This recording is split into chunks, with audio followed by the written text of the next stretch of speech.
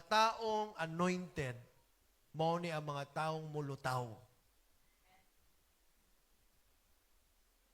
Baliko na ako.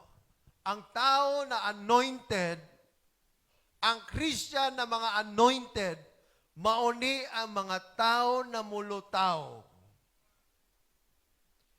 Ang tawag sa imo is oily person. Oily nga Kristohanon. Kay nganong si Jesus milakaw ibabaw sa tubig. Kay tungod anointed. Kay nganong si Pedro milakaw sa tubig. Kay tungod anointed. Kakita ka og mantika og tubig? Ha? Ang mantika di gyud na mulubog. Tama? Di yun na maghalo, mga igsoon, perminti yun mo patigbabaw ang ginatawag na mantika.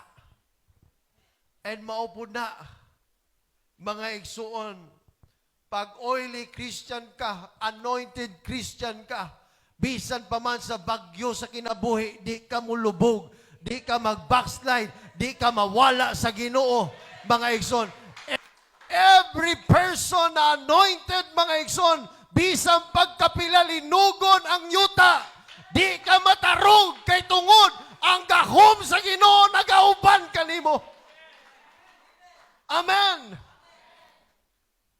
Pag anointed ka. Tanawa si David, anointed, oily nga Christian si David. Bisan paggulayat na siyang atubangan, wa ka tarog kay David.